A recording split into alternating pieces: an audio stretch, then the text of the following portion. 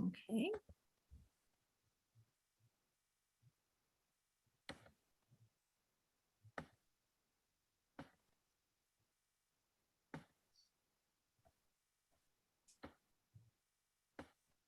Okay, we are live on YouTube. So, Madam Chair, tonight, Jane Marie Kapitanakis. Jane, I'm just going to share our screen. Sure. And welcome everyone to our September 20th General Board meeting. And as we begin all meetings, I'll turn it over to you now, Jane. Okay, thank you so much, Josephine. Once again, our chair, Lori Willis, was unable to be with us this evening. And so I am honored to have the privilege of chairing tonight's meeting. We will begin our meeting with our Pledge of Allegiance. May I ask you all to please stand, salute, pledge. I pledge allegiance to the flag of the United States of America and to the republic for which it stands, one nation, under God, indivisible, with liberty and justice for all. You may be seated.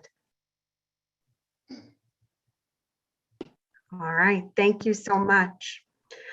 So now we will have our adoption of the agenda. I'd like to ask for a motion from the floor to adopt the agenda. Do we have that? I'm here. I Joe, adopted. thank you. Thank And I you. see Doris has her hand up as well. Just second. All in favor? Josephine, are we all going to raise our hand or Raise would your you like? hand. That's good. Thank you. Thank you. All in favor?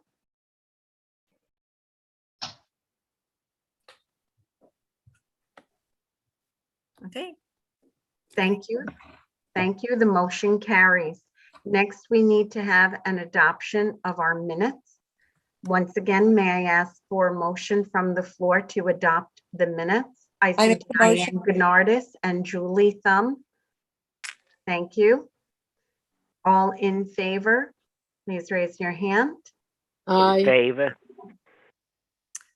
Thank you. It's Thank unanimous. you. Then that motion carries as well. Next, we will go on to our public session for this evening. Once again, as a reminder, our public session time is limited and we have our speakers lined up for this evening. So we are happy to first call upon our Assembly Member Peter Abate. Thank you. Can you hear me? Yes. Peter. Yeah. First of all, again, thank you for inviting me once again to the meeting. It's good to see people, on the screen, but I miss everyone coming to the meetings personally. And again, I want to thank Josephine and Steve Harrison for really doing some work. I know later tonight, we're going to be discussing the Transportation Committee's recommendations on the changing of 8th Avenue and 7th Avenue traffic patterns. I want to make one thing perfectly clear because I read some articles in the paper and all. I am not against bike lanes. I have no problem with bike lanes, but I would like to see them in the proper place. I think the program that DOT has come out with now is a very dangerous program for the residents of Bay Ridge and Sunset Park. I hope people have an opportunity to look at it, and see what we can do. 7th and 8th Avenue are very busy areas. Excuse me, the phone, I'm just gonna kill it. Sorry about that. I'm worried about the traffic pattern change on 8th Avenue and 7th Avenue. The way DOT has the plan right now, 65th Street and 17th Avenue, which is in Board 10, I think becomes a traffic nightmare. With no traffic coming off the highway, be able to go straight on 7th Avenue. We'll have to turn on 65th Street to work its way up to 8th Avenue. And for many years, I tried to get DOT to make some changes there with the auto body shops that are on that corner and the ball field up there. it really reduces to one lane. And I think with the additional traffic, I think that would be a disaster. I'm also worried about the bus stop shifts. I don't mind one bus running on 8th Avenue and the other bus on 7th Avenue. But while they were doing this, they also got a way to throw in the plan. Instead of a bus stop every 2 blocks, they're now going to have a bus stop every 5 blocks, on 7th Avenue and most of 8th Avenue. And I think that's a sneaky way of trying to reduce bus stops for the elderly in our community. So those are the major reasons. I'm just hoping, and again, thank you to Josephine and Steve Harrison for bringing the Article 78 case, because DOT was just going to go and not come to the board meetings. I don't even think they're here tonight. They did present, because they were forced to the traffic committee. But you'll notice they're at most meetings of board 10, 7, and 11. But I don't think anyone has shown up at this meeting. So I'm willing to work with them, and I'm willing to listen to the community. I represent you. They're not my ideas. And I think the Department of Transportation should listen to the community. I heard at the Transportation Committee, someone got up and said, this isn't a community plan, it's a DOT plan. And I think we need a community plan. So thank you. And if there are any questions at all, I'll be sticking around if I get an opportunity to speak. But again, thank you for the opportunity. Thank you, Assembly Member Abate. Next, we have Assembly Member Marcella Mataines.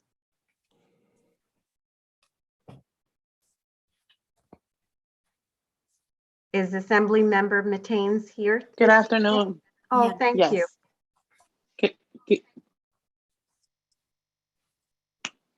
Good evening. For the invitation and the opportunity to be here with you, Assembly Member Marcela Martinez. We are in the month of September. So today I make 9 months as the new Assembly Member representing the 51st Assembly District. That's Red Hook, Sunset Park, and I also have a part of Bay Ridge. Our office is located at 4907 4th Avenue. If you need services, we're available.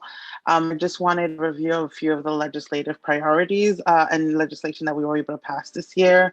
There was a historical fund for $2.1 billion for excluded workers. There's rent relief money. There's money for small businesses, a foundation aid for our schools. We passed legislation around health, criminal justice, and election and labor. I wanted to also share, there's grants for small businesses, just really concerning wanting to make sure that they know that there's programs available. We're starting to see our small businesses close because of the pandemic. Looking forward to working with Assemblymember Abate, and also just concerned about the traffic, the change in the lanes, and wanting to hear more from all of you. We had a similar issue on 4th Avenue where the proposal that they brought to us was agreed upon, and it's really just been a huge headache, and just looking forward to being part of these meetings. Thank you. Thank you so much, Assembly Member Mataines. Thank you. And now we hear from Aya Hamden for Assembly Member Matilde Frontes. Yes, hi, good evening, everyone. I send you greetings from Assemblywoman Matilde Frontes. Unfortunately, she's not able to be here today because she teaches classes at Columbia University on Monday nights and Monday evenings. She does want you to know that she sends warm greetings to everyone, and she hopes you're all well, and she continues to work hard on the behalf of her district.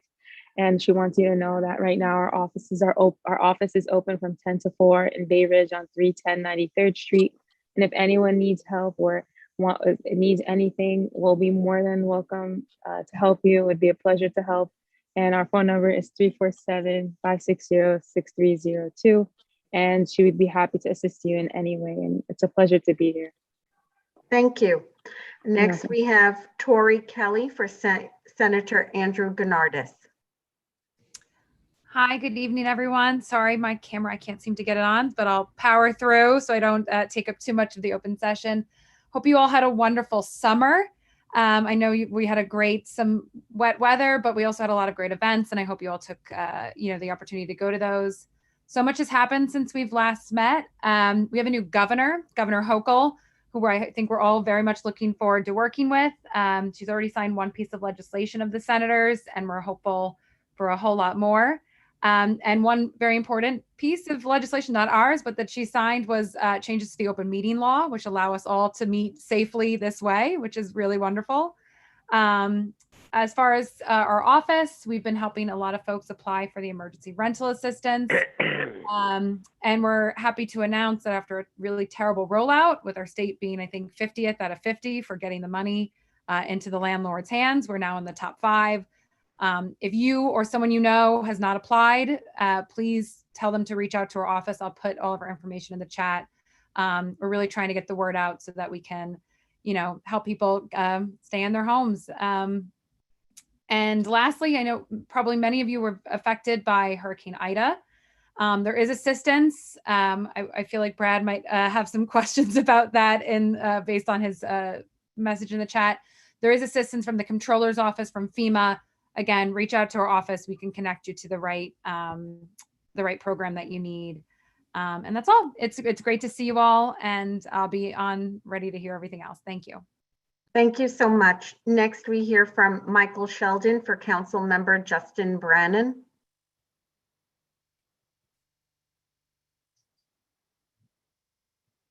Is Michael Sheldon here this evening?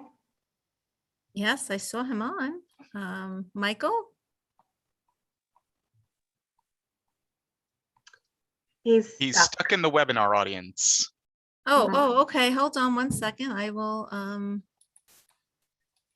We'll get him unstuck in just a I'm moment. getting him unstuck. Michael? Hi, yes. Hi. Thank you so much. Yeah, hi everyone. Michael from Councilman Justin Brannan's office here.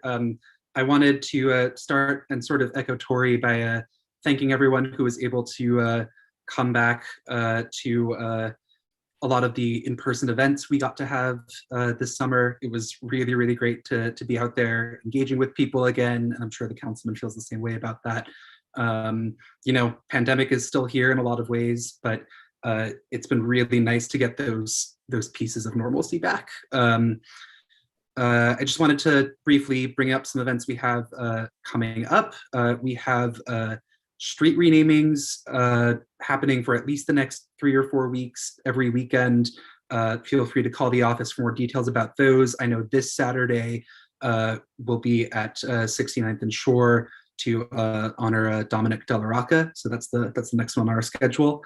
And we also have an electronic waste and shredding event coming up. Those are always very, very popular. We get questions about them year round. So that one is going to be October 9th, starting at 10 a.m. at a St. Anselm's parking lot.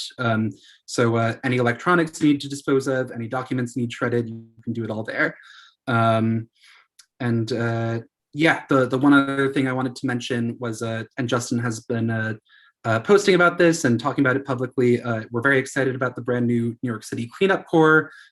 We've had them out in the district a handful of times already, and there's a lot more where that came from.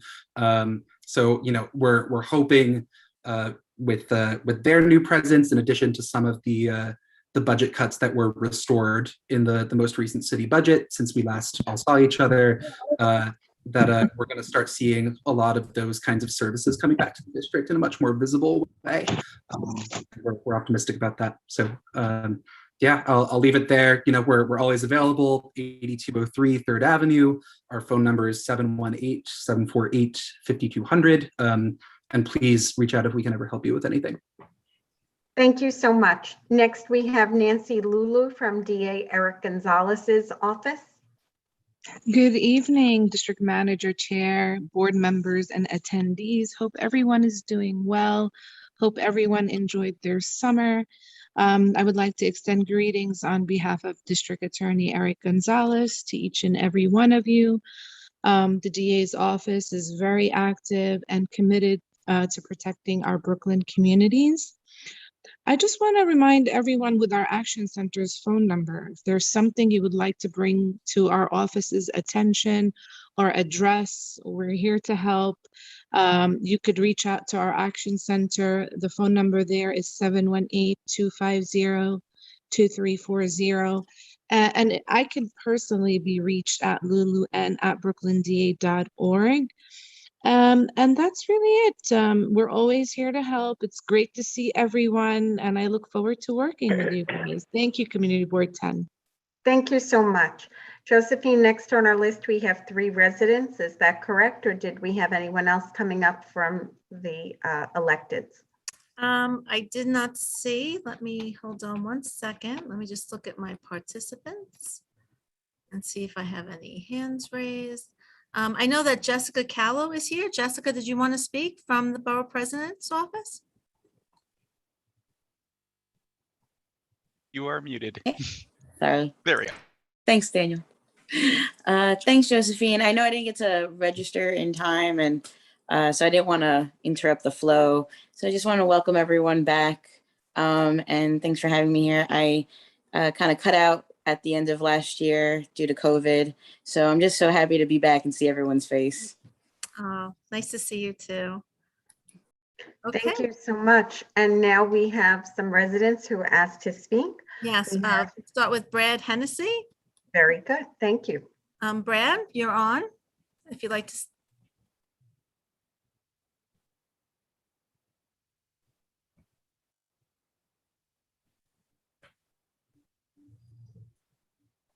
I don't know. I think we You lost. got me now? I got you We now. got ya. Yes, here you are. Hello, I'm just here, I guess, pretty much for the entire avenue that's having the issue. It was more than Ida. Ida was just the storm we were waiting for. Basically, basements flooding all down the line. In the last 5 years, any kind of heavy rain for longer than 20 minutes, say, we know we're going to get water. And it's not water from our back, it's from the street. The sewer can't handle what 11th Avenue is throwing down to us, which is Diker Heights, like highest point. We were told years ago there was a program, they did redo the sewers from 62nd to 77th, then stopped and said they ran out of money. I didn't live here at the time, but that's what was told in the stories that we hear. We need something, relief, because these are happening in the middle of the night. That's probably why people even, died in these kind of basements. It comes quick. You wake up and you run down there, and my neighbor, who is a widow, fell, and she's been in the neighborhood forever. She shouldn't have to be dealing with this anymore. This isn't our problem. This is the city forcing it to be our problem. And Brad, just to reiterate, I had seen in the chat that you were highlighting specifically that this is an issue along 10th Avenue in Diker Heights. And from what I'm understanding, there's the flooding and sewer backups that have been caused by heavy rains. Yes. Was there a particular block of streets that you wanted to also mention? I don't know what you said you were speaking for your neighbors. So Yeah, just to be clear. I'm from 81st to 86th. I went door to door handing a paper to see who's getting water. And people came out and said yes. I can't give you a number, but it's a lot.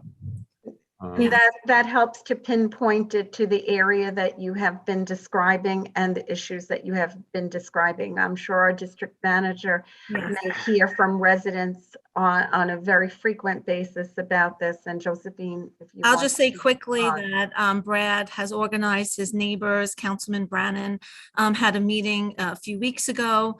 I did speak to several residents, including Brad. And next month, when we do our budget priorities, certainly we will update both at our environmental committee and as we prepare our budget priorities to include 10th Avenue from 77th Street to 86th Street for a capital improvement for new sewers, since we've heard from so many residents. But we'll talk more about that next month. And thank you, Brad, for coming out tonight.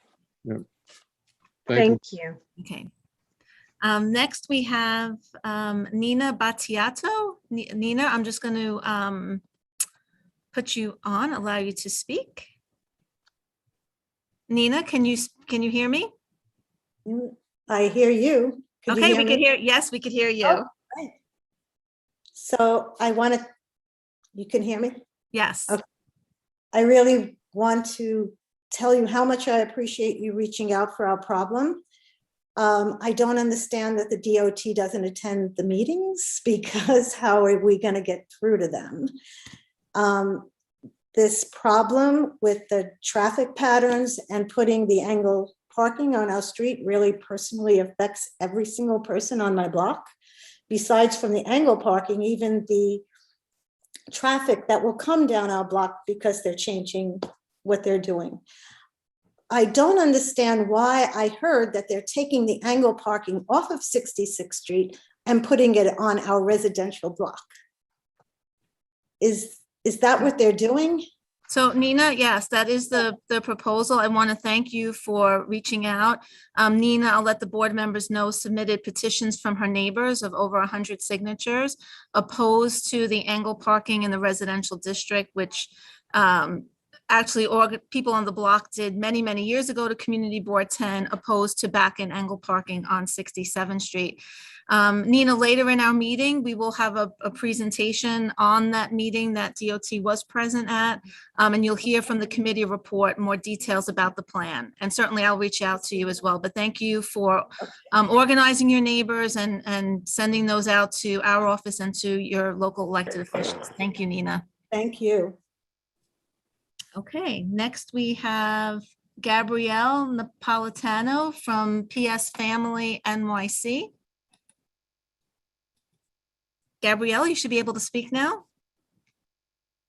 Hi, I'm Gabrielle. I'm a fifth generation Brooklynite, and I'm excited to be talking on the community board. I wanted to introduce PS Family and offer our services to the community. We're an agency that's funded through the DOE, and we're responsible for managing one of the largest family childcare networks in New York City, and childcare is really an important need right now. PS Family works directly with in-home care providers, supporting their businesses and helping families find low-cost and free childcare throughout Brooklyn and Queens. We provide resources to build childcare businesses with professional development workshops and training, and we assist and we give assistance navigating all the DOE requirements, which are quite a lot, and helping with paperwork for families and childcare providers. We are hosting a free information session for childcare providers. And that's going to be on Wednesday, September 29th. It's a virtual meeting. I'm going to put the information in the chat, and perhaps it can be shared at some point. And you can also go to our website, which is psfamilynyc.org, and you can find out about what we offer. Our services don't cost anything right now because the city is funding us. And that's all. Thank you. Thank you. Josephine, could she please restate the name of her organization? Sure, it's PS Family NYC. Thank you. Okay. Thank you. Jane, next we have Frank Fontana from the Department of Buildings. Hi, Josephine. Do you hear me? Yes, I hear you. Well, hello, everybody. Welcome back. Hope everybody's doing well.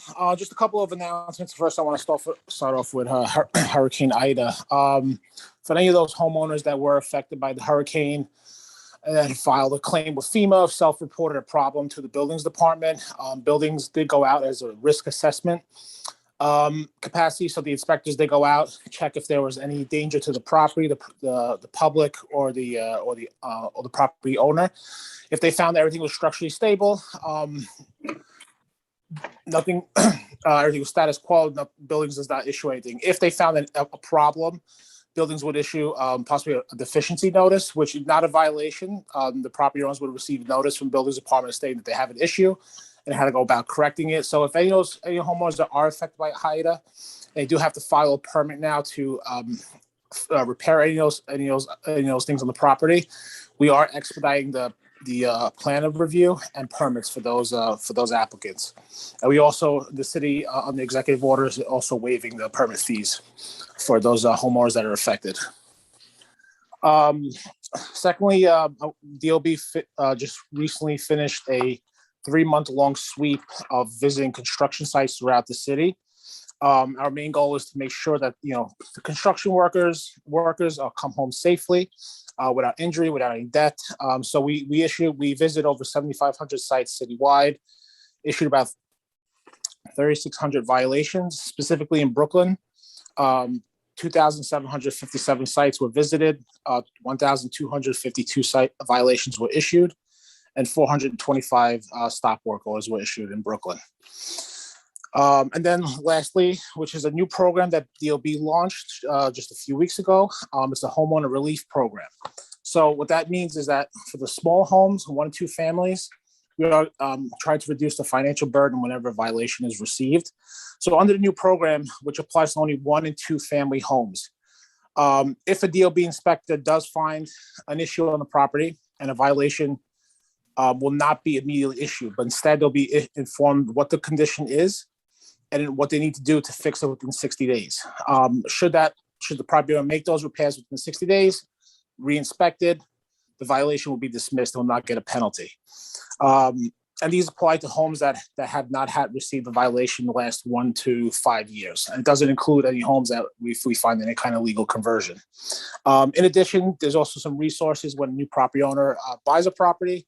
We'll send out a newsletter with some information on there about inspections, filing jobs, and the process with the buildings department, so hopefully to educate property owners on what to do if they need to do any kind of work on their property.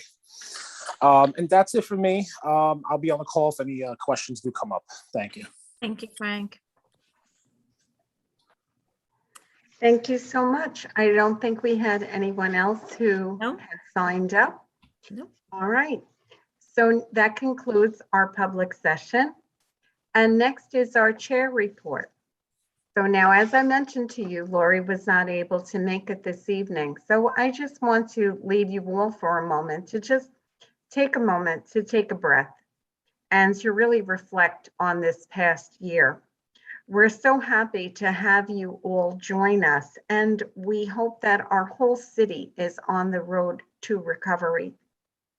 During it all, we've kept going and we've kept up the business of public service to our community.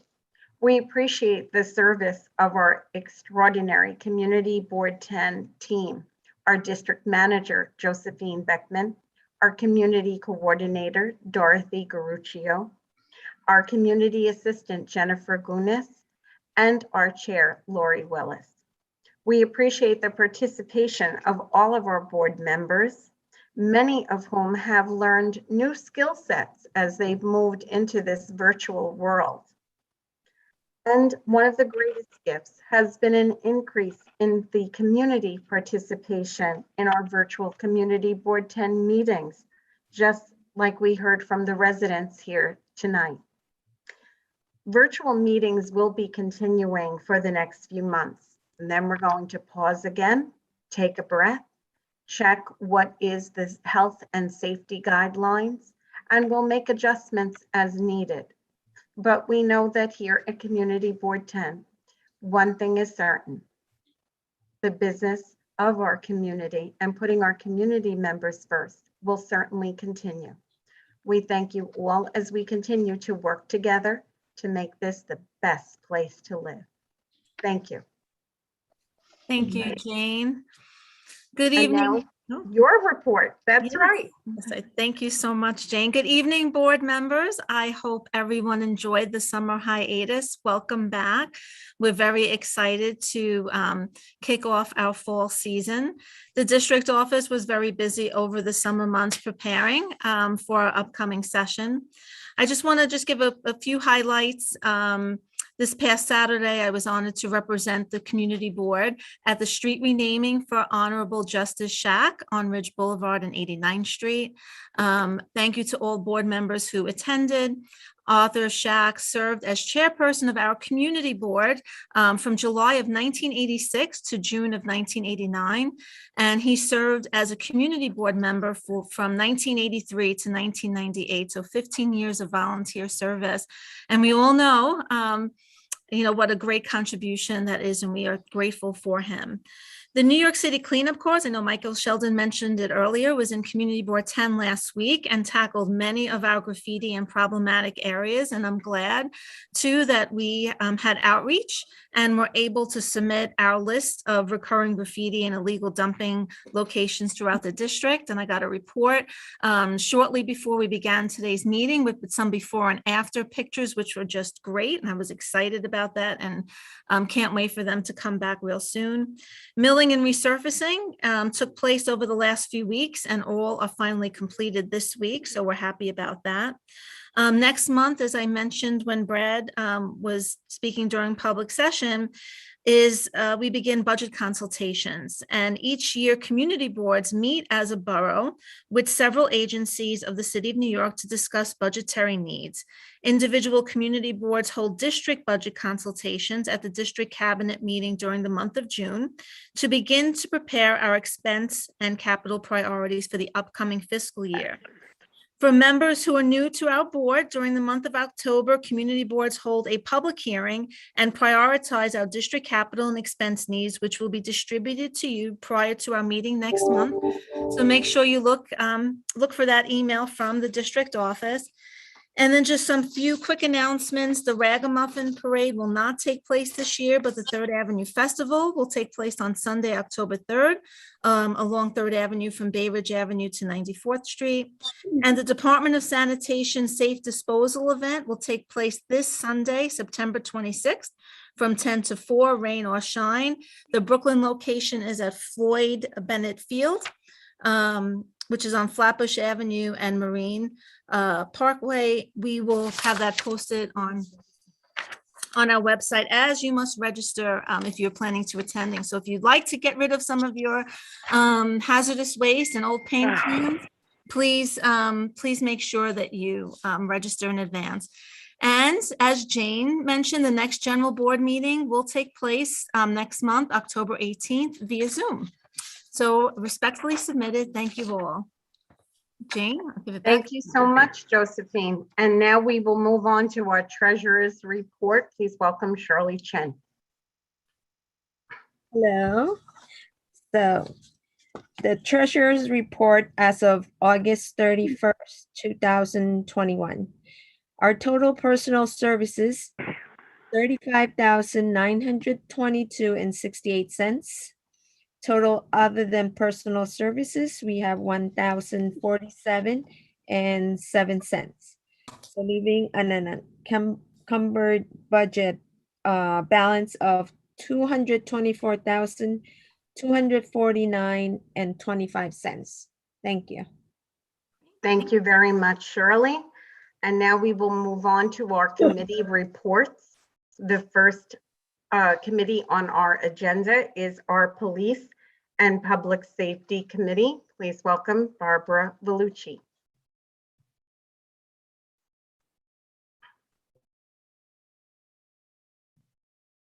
Barbara? You're muted. Muted. Okay.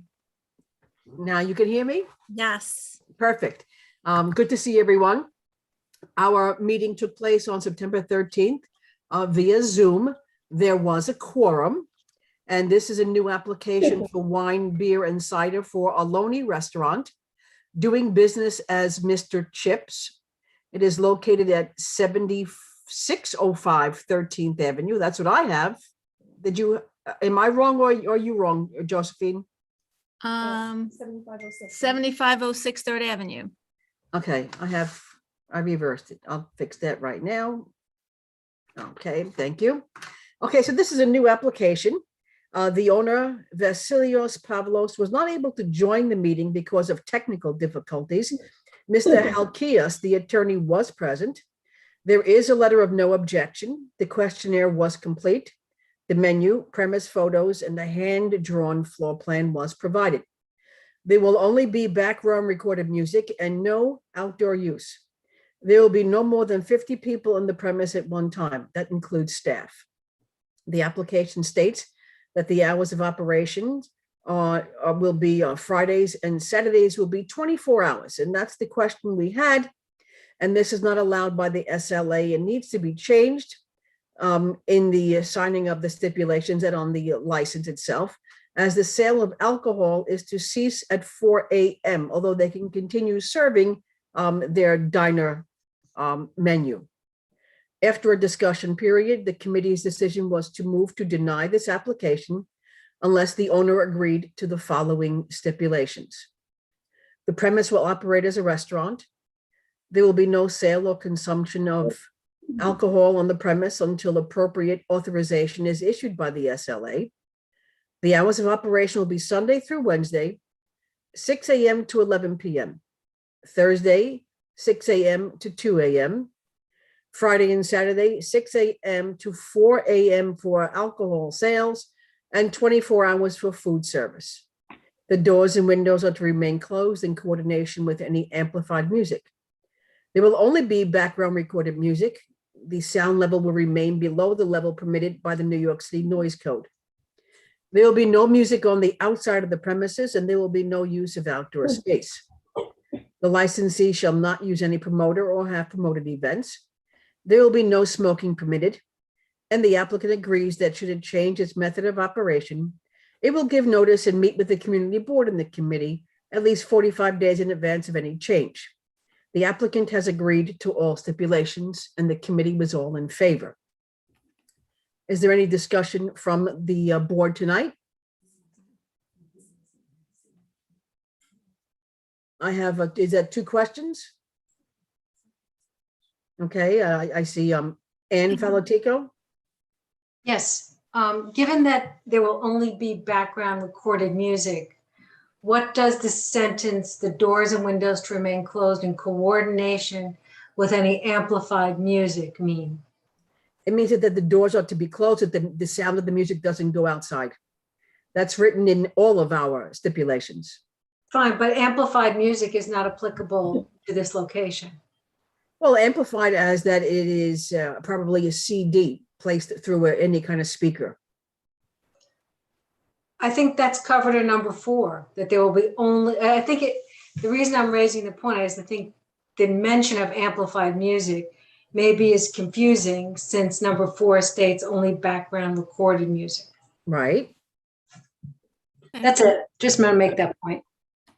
Yeah, so where is the question? So I think replacing maybe amplified with any recorded music instead of amplified. Okay. Okay. That's fine. We'll make that edit. Thank you, Anne. Frank Fontana. Frank, was your hand up from before? Frank? Yeah, I think his hand was up from before. Okay. Okay. All right, so I asked for a vote from the board to approve the committee's recommendation. Wait a minute, I'll go back, I have a question. They said they will have no outdoor space, but on the DOT website, they show Aloni having an outdoor street space, they have sidewalk space. So that's inconsistent. Okay, so Josephine, when you have them sign, you'll have to speak to them about that. Yep. Okay. And because as they say, because the DOT shows them with having an outdoor shed on in the street. The attorney is on the call. Do you have an answer for that? I know, Gus, can you hear us? Hi, can you hear me? Yes, I can hear you, Gus. Hi, Josephine. As far as I know, I don't think there's anything on the sidewalk. And also that's a bus stop over there, so I don't think we have, can you hear me? Yes, there is a bus stop in front. That's right. Yes, but on the DOT's website, they show that restaurant because I did not know the restaurant. So when I saw it, I looked it up and they show it with having street space. None that I know. There was a diner before. Okay, all right. Well, we'll have to check the DOT's records. Thank you. So you agree you will have no street use of the roadway. You have no roadway space. Right, if it's a bus stop, you can't do that. Right. Okay. Okay. Anybody else? What was there before? What restaurant it was? It was the Lighthouse Diner. It was what? The Lighthouse Diner. Oh, I see it. Yeah. All right. I remember. Okay. Okay, so Jane, I'll begin the poll. So board members, if you're in support of the motion, only board members, please. You can vote. In favor, Josephine. Thank you. Is it working, everyone? No, Josephine, I do not see it appearing. Oh, there Now it it goes. came up. Okay, little delay. That's it. There Thank you you. go. All right, I'll have to fix them.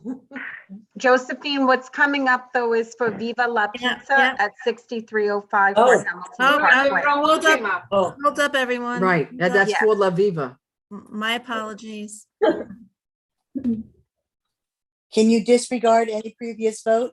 Yep, I will clear it. Now the correct one Now the came correct up. one is up. Right, to vote on the motion as presented by the chair. Thank you. Okay, Dr. Ramaui votes in favor. And Joe, you're in favor? Yes. Okay.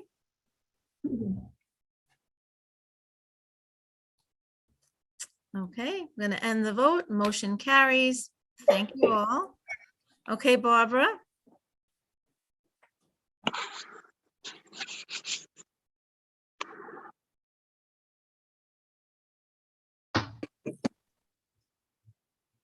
Barbara, did we lose you? You're on mute? It did it itself. I didn't do that. Okay. Okay. So the poll before was for Viva La Pizza. Yeah, I'll clear that when we go to vote again. Okay, great. Thanks. Ready for the next? I'm ready for the next. Okay. So I had a question with the attorney for this one because I thought it was Viva La Pizza. But I guess maybe there was another one like that. So this is Viva La Pizza. So this is spelled correctly with Viva La as one word, just in case you were wondering. Okay. So this is also a new application for restaurant wine. This pizzeria is located at 6305 Fort Hamilton Parkway. The owner, Augustus Witt, was present at the meeting. Also present with the owner was Shaisor Hung, also known as Sandra Fang, the attorney. There is a letter of no objection. The questionnaire was complete. The menu, premise photos, and floor plan was provided. There will only be background recorded music and no outdoor use. And there will be no more than 10 people at the premise at any one time. And there are only 3 bar stool seats there. After a discussion period, the committee's decision was to move to deny this application unless the owner agreed to the following stipulations. The premise will operate as a restaurant. There will be no sale or consumption of alcohol on the premises until appropriate authorization is authorized by SLA. The hours of operation will be Sunday through Monday, that's 7 days a week, 11 a.m. to 10 p.m. The doors and windows are to remain closed in coordination with any amplified music, background music. There will only be background recorded music, and the sound level will remain below the level permitted by the New York City Noise Code. There will be no music on the outside of the premises, and there will be no use of outdoor space. The licensee shall not use any promoter or have promoted events.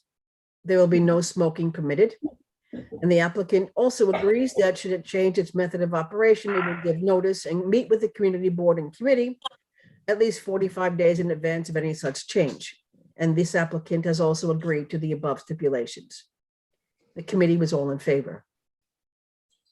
So I see I have 3 questions. Once again, Doris Cruz. You're muted, Doris. No, I have no concerns. Okay, your hand was up. Diane? No, my hand was up from before. Okay, Diane Gunardis? Yes, so the stipulations, shouldn't it read from Monday through Sunday? Because this looks like it's only open 2 days. I said Sunday through yeah, I guess. Okay. Okay, just to make it clear. Thank you. Okay. Thank you. Got it. Okay. Barbara, will you take amplified out again? Sure. But just, I think that that's also a matter of semantics, because if I play a CD player, I have to amplify it in speakers throughout my restaurant. Yeah, So I it's can not just a confirm. it's not just a little boom box on the on a shelf. There are speakers throughout the restaurant. Yes, but better to be on the conservative side of the word. But it's I don't know. I don't know if I agree with that. As an AV tech in my normal job, we use amplified for anything that isn't live sound, and even live sound can be amplified. So essentially, unless you are playing a non-electric guitar, it is considered amplified because everything needs to be amplified. So it's a very, very broad term, usually. But I think it has to be there because you would be limiting their ability to use anything but, but I think it would be disingenuous to take the word amplified out, unless you really mean it. Because it has to be amplified. Otherwise, it's just sitting, it's a little radio sitting on a shelf. If you have little Bluetooth speakers that I have in my house, they're about 2 inches large. And I tell you, the only way I could fill up the room, and that's amplified. But the concern is about the impact on the residents. And we have often used this term before to restrict sound in restaurants. Correct. This is this is a standard I've been using, and this was given to me from Lori. I'm sure that she had it from before her. So I'd rather keep the word amplified in unless I have an overwhelming opinion from the board to take that word amplified out. Otherwise, it's just going to be a little, radio on a little shelf. Well, do you think that the language should be coordinated with number 4, or it doesn't matter that they're different? Oh, I think the background recorded music means that it's not going to be a live band when we first say that. It's not going to be an electric guitar. It's not going to be drums and banjos.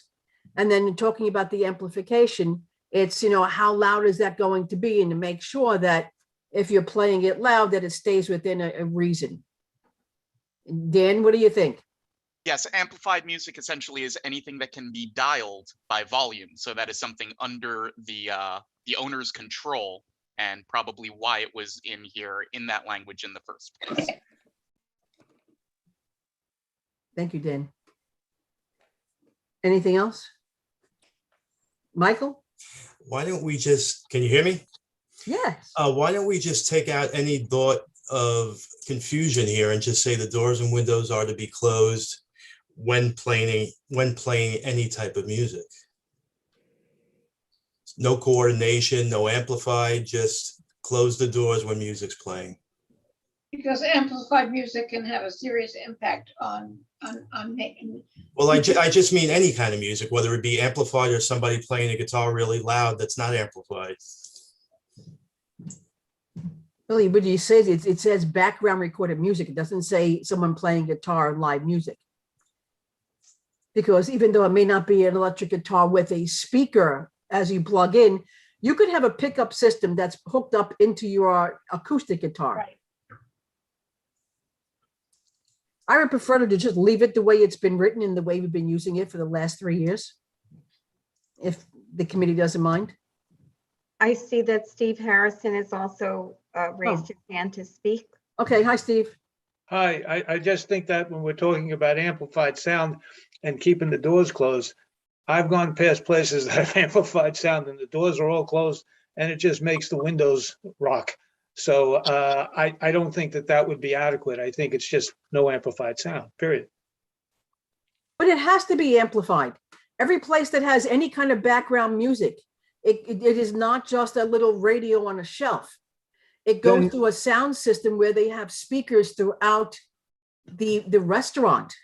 Well, then short of putting some kind of a limit on the loudness, like zones or something of that nature, I don't know how else you can do it. But I understand the point that Dan makes and other people make that anything that is not the instrument itself or the voice. You see, I mean, your own voice is amplified. That's the only way you can do it. Here we're saying that there'll be no amplified, and I see that problem too, because a small radio playing in the corner would be amplified sound, and we're saying no. So it just seems to me that the better thing to do is go along with what we've said in the past, but I do think it's worthwhile for the committee to sit down and come up with a better explanation of what we mean. It sounds really, can I get the, hello? Hello?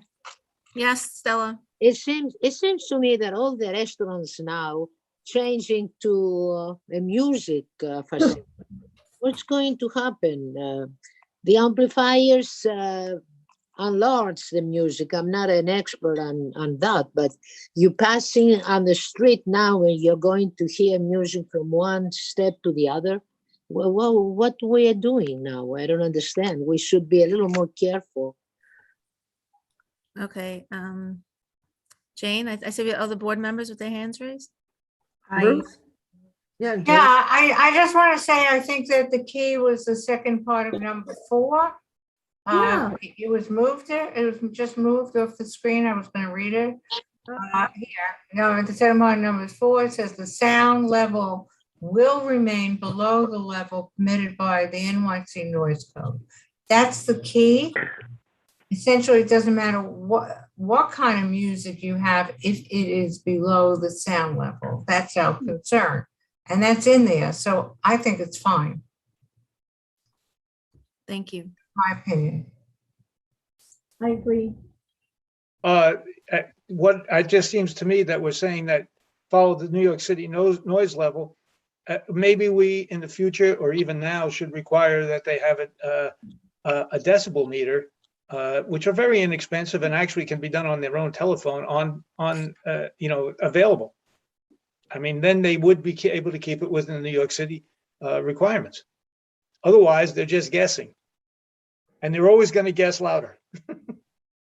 Yeah, I don't know how, we're going to be able to follow up with that, considering that these are guidelines, and in consideration that we have so many other real problems with restaurants, with insanity going on the outside, and we've fought and they behave themselves for a while and they go right back again and there is no enforcement.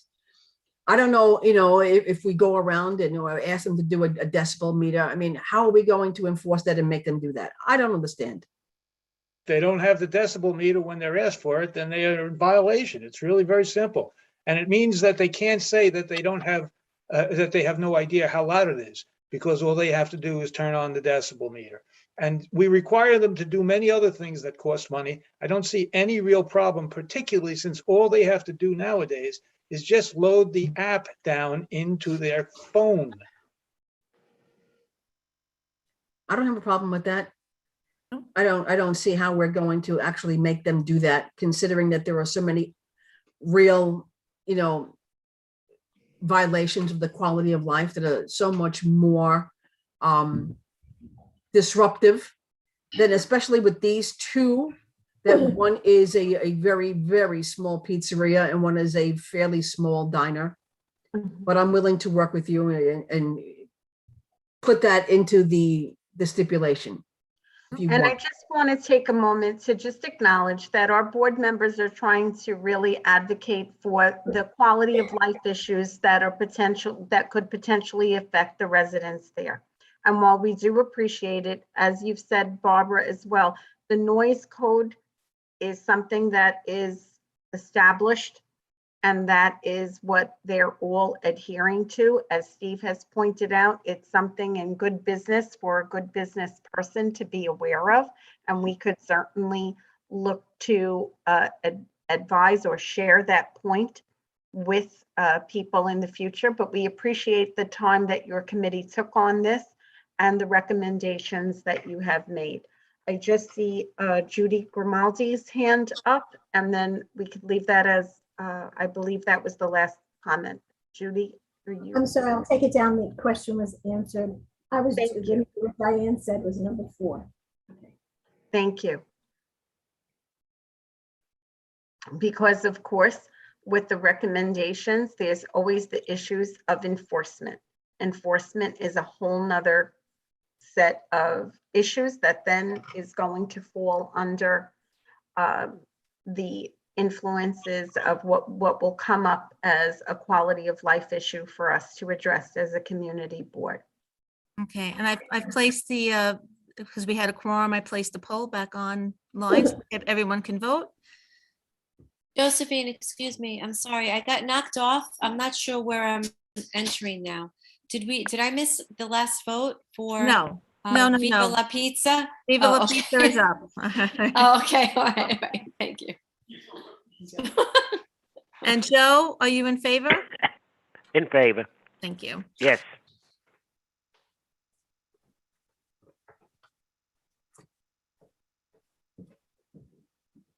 Okay, it passes. Thank you so much. And Barbara, I think you had one other application. Well, it's not an application really. It's an update. It's a renewal application, but really it's a piece of information. We had a serious discussion, which Josephine took the lead on this. It is Catch 22, located at 7221 3rd Avenue. This has been a licensed premise since 2013, and they have a stipulation agreement which includes that security personnel are to walk the perimeter of the outside in effort to move patrons from the residential block. The windows must be closed by 10:30 p.m. and the establishment must keep noise levels within New York City noise code. CB10 invited the owner to attend and reached out to nearby residents. The owner was not present. There were 5311 calls logged in for noise from January 2019 to the present, of which 12 service complaints were between the hours of 1 a.m. and 5 a.m. There were 3 neighbors who joined the call and discussed the quality of life issues they were experiencing with reps from the 6-8 precinct. Neighbors in attendance asked the 6-8 precinct community affairs officer to speak to the owner, to close the doors and windows when music is loud, and to do a better job controlling crowds outdoors. Those neighbors were satisfied that they had an opportunity to speak, and a commitment from the NYPD that they would address, and we assured neighbors that we would keep in contact and assist further should conditions not improve. So that's all I have, that they are a problem for the community, not just the noise, but the patrons walking up and down the block. They're drunk, they're, using their property as a restroom. It's a real problem. Okay. So that's basically informational. Thank you for that update in addressing those community complaints. And thank you very much for our Police and Public Safety Committee report this evening. Next, we will move on to our Traffic and Transportation Committee report. And I'm very pleased to welcome our new Chair of Traffic and Transportation, Anthony Marino. Hey guys, how's everybody? I'm good. You guys can hear me, right? I got hooked up the microphone. Yes. Yeah. Okay, great. Yep. So I just want to first acknowledge the work and dedication of the previous committee chair, Jane Marie Kapitanakis. She is a rock solid example of true selflessness and volunteerism. And I hope that I could provide even 1% of the expertise and commitment to the Traffic and Transportation Committee as you have, Jane Marie, over the years. So thank you. Enjoy your committee chair retirement, although it seems you're busy now, right? Stepping in tonight. And thank you, of course, to Josephine and Lori and Doris and everyone at CB10 and the committee for helping me jump into this very important and active committee. I look forward to working with all of you and learning so much literally on the go. And so with that, I want to present my report again with the help and guidance from Josephine and others. So this is all something that was happening really, before I was chair, but to give you guys some background, CB10 held a meeting in November of 2020 about the preliminary idea for a 7th and 8th Avenue conversion. At the time of this meeting, DOT did not have a completed plan. The Traffic and Transportation Committee expressed concern that such a large one-way conversion project warranted a combined meeting with 3 community boards impacted by the project and individual hearings to focus on each portion. DOT in May explained that they were proceeding with a community board, advisory board, as they wanted to commence this project in the summer. 10 residents opposed the limited community advisory board process in court via an Article 78 and argued that the presentation of the plan to the community boards and argued for the presentation of the plan to the community boards according to the administrative code. They were successful, and CB10 called its meeting for September 9th, 2021. And that was my first meeting as chair. Community Board 12 will be meeting September 30th and CB7 October 5th, as the deadline for comments on this project is October 9th. We also worked with DOT from 2015 to 2017 to improve conditions at 65th Street, the corridor, and specifically pedestrian safety at 65th Street and 7th Avenue.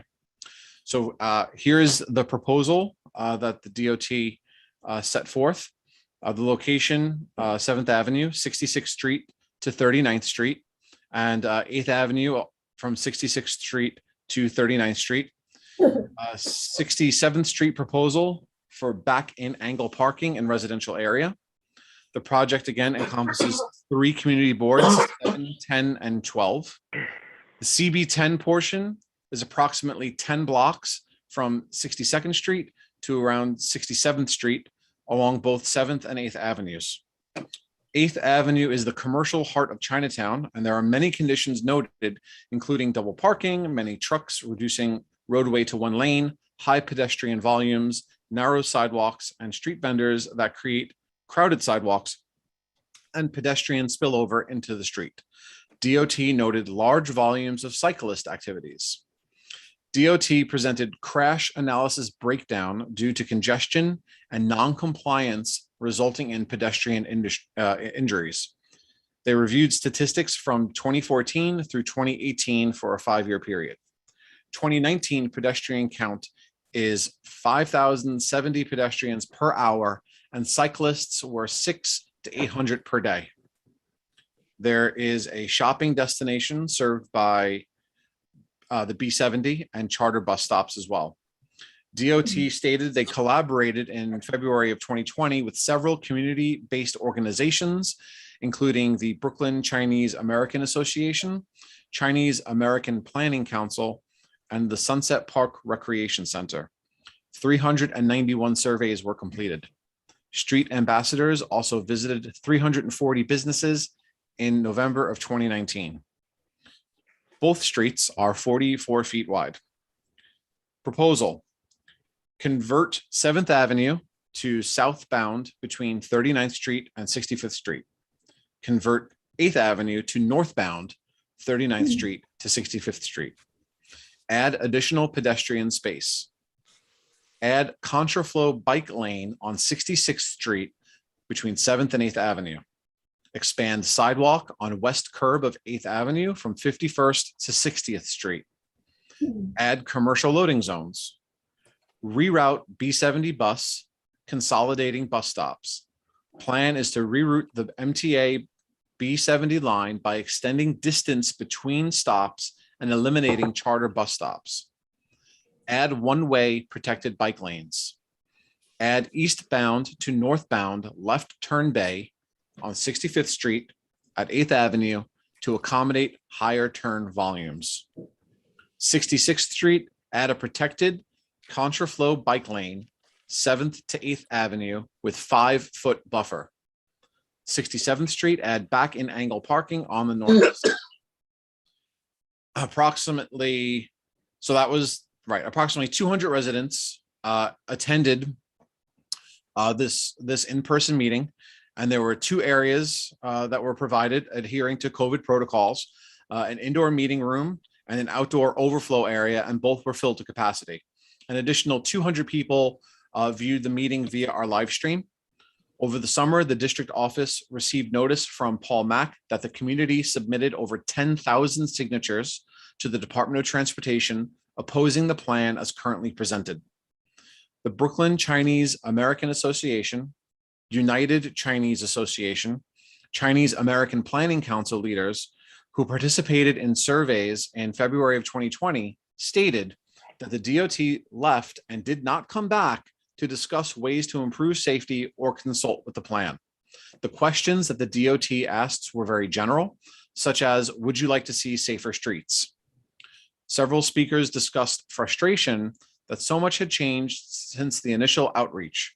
With the pandemic, rise in Chinese hate, businesses struggle due to post-COVID economy, and disagree with many aspects of the plan. Many shared with our office that they felt that the DOT did not understand the culture of the commercial corridor. The members of the public who spoke expressed sincere frustration about the process and lack of civil engagement. They also contend it will make the corridors less safe. Leadership and members of the organizations that were surveyed for this project all spoke in opposition. The palpable emotion in the room was compelling as we listened to all the speakers.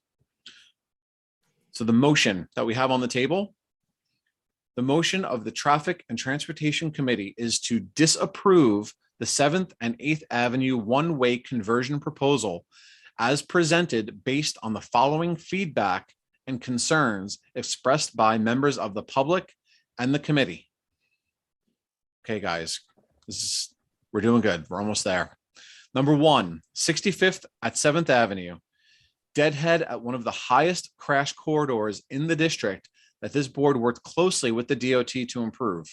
7th Avenue southbound traffic will converge with northbound 7th Avenue traffic at 65th Street, which many fear is dangerous for all users of the roadway. CB10 previously voted to eliminate 7 a.m. to 10 a.m. morning commute regulation on 65th Street, and increased turning movement will be significant. 2, insufficient outreach, civic engagement. Many community-based organizations who were part of the survey were deeply upset that DOT did not return to continue the civic engagement process or discuss the proposal. 3, no statistical data provided on number of commercial deliveries, bicycles traveling north versus southbound. A one-way protected bike lane on 8th Avenue is insufficient as commercial bicycle use is heavy in both directions. 4, DOT limited study area of 7th and 8th Avenues and did not include impacts to 6th Avenue, 9th Avenue, Fort Hamilton Parkway, or the 65th Street corridor. 5, rerouting of buses, elimination of commuter van stops, and consolidation of bus stops impacts to seniors who will need to walk additional blocks. There will also be future impact to intermodal connection at 8th Avenue N train stop, which will be ADA accessible this contract period. 6, the northern section of CB10 and the entire project area falls within the environmental justice area. There are many who believe an environmental impact study is required. This was not completed. 7, while not a statutory requirement, the callous regard to requests to return following the input of the community was upsetting.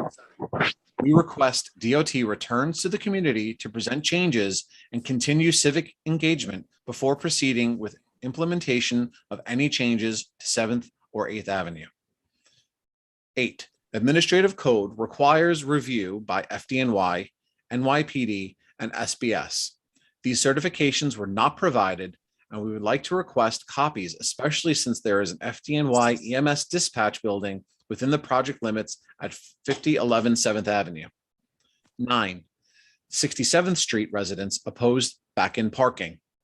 10, DSNY and private Carter collection will be impacted.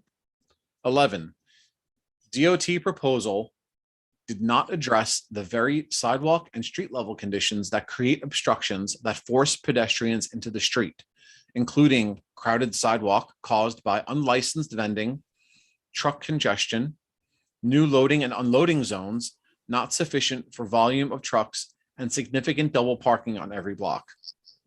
12, 66th Street proposed design would create backups and bottlenecks at 7th Avenue as truck loading zone created on 66th Street off 7th Avenue often has trucks on both sides of the roadway. 13, neighbors brought up concerns about heavy traffic volumes at exit 66th Street and at 7th Avenue no longer being able to head north to Sunset Park. Will now either have to turn right on 65th Street. And so that's our motion with 13 points. This is respectfully submitted with thanks by myself, Anthony Marino, on the 20th day of September 2021. I am sure we have lots to talk about, so I turn it over to a discussion. And I see Doris has her hand up first, so. No, I'm sorry, that's left Oh. over. Okay. So, no, we have lots of comments, but I. Yeah. Jill? Hi, Anthony. Thank you Hi. so much for that very in-depth report. problem. So I understand all the 13 points that are a problem, but my question is the problem that stands without the 13 points. I mean, that's a mess over there. So is there anything that the DOT is talking about with the way it presents itself now, in addition to the 13 points? So I'm going to go back to Jane Marie, because again, she was a little bit more involved in this, but there didn't seem to be any other plan than the plan that I proposed, that they proposed. And there wasn't really much conversation. I think that's really the problem, is that they're trying to, it feels like they're trying to steamroll a plan in without really taking into consideration what's actually going on there and the community involvement. But I'll I concur. Anthony did a great job of presenting the events as they had occurred and covering a very heartfelt meeting where there were, as he said, a lot of really passionate items shared and helping us to learn how the community felt about this. So our role really is advisory, taking the plan that is presented to us by DOT and offering feedback on it. That's really our role at this time. So what we did was spend a great deal of time listening to the community, and Anthony highlighted and bulleted all of the concerns that were brought to our attention. And for these reasons, the committee voted that they were not in favor of the plan as presented. And they were very specific about the objections.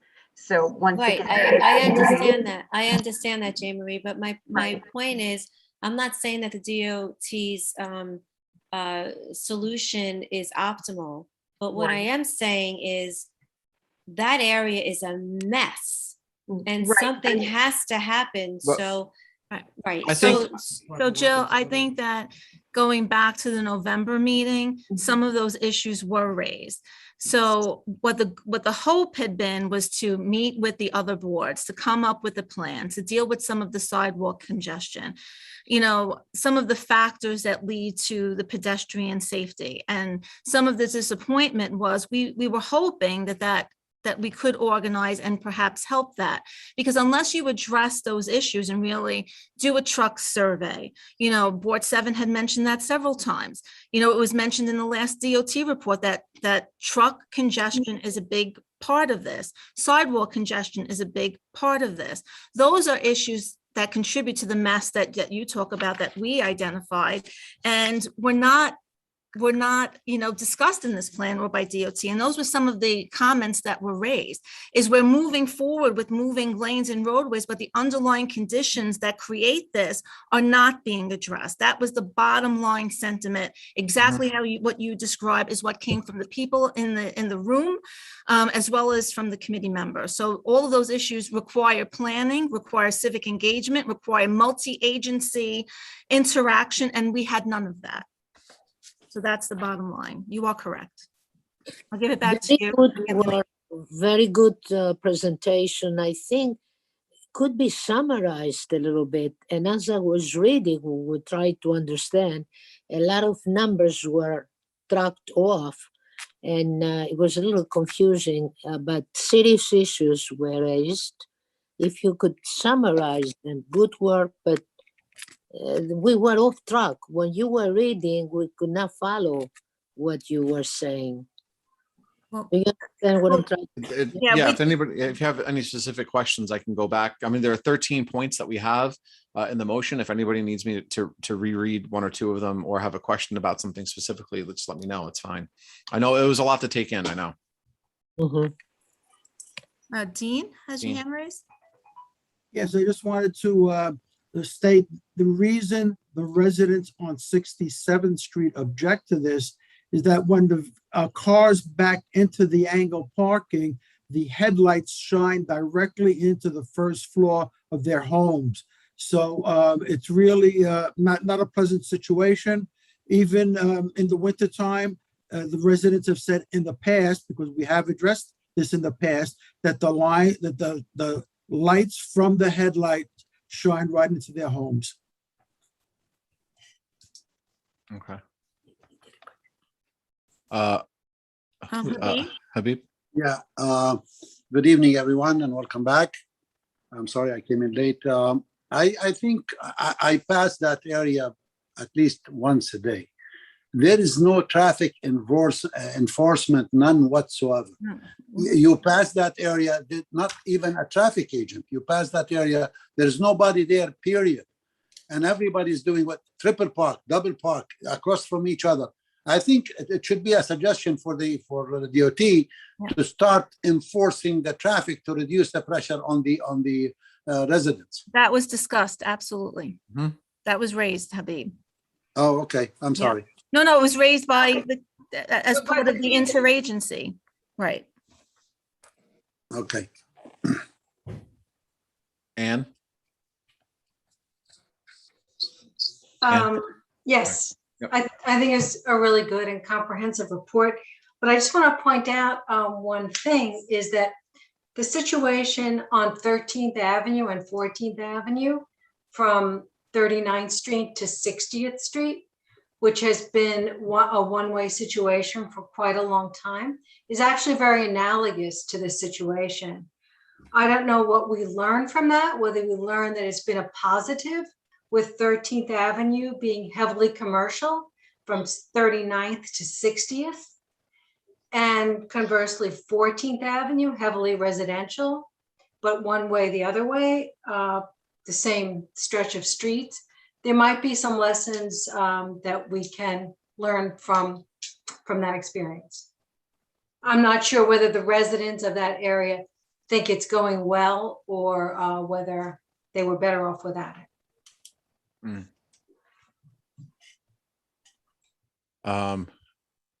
Julie? Yes, by the way, thank you for all of your work, and everybody on that committee. It's much appreciated. But I have just one very simple question. So what now? So, well, so we have a motion, right, to disapprove the plan to convert 7th and 8th Avenue into one-way streets. The other two community boards have upcoming meetings. And so I would imagine, submit our vote and report to the DOT. They would also submit their vote and report. And then Josephine, right, we would move forward from there. Hopefully they would come back to us, although No, they have I understand that. My Right. question is, I know in the past, the discussions have been, the DOT comes up with these bright ideas that they do. And then we as a community board review and have meetings and vote on it. And then they do what they want anyway. Right. So, is this an exercise in futility? It's kind of all that work that you have all put into it. I just wonder, what will the upshot be? What will actually happen, in the end? Right. So that's really was my question. Right. That's a good question. That's why I think that the phraseology in there was, we're going to put this all in a letter to the Department of Transportation. I mean, that's our role. We're advisory, and we're going to list all of our concerns. And this is brought up over and over again, but that's our role in this process. The community the people who live in the who are going to be directly affected, they were there by the hundreds, and they were organized. They were prepared. They had T-shirts. I mean, this is not and look, this is not just like this isn't just coming from the community, but this is really coming from the people who live there, and they feel like they haven't been heard. And so, it feels to me like maybe I'm optimistic, but we might actually get some headway here.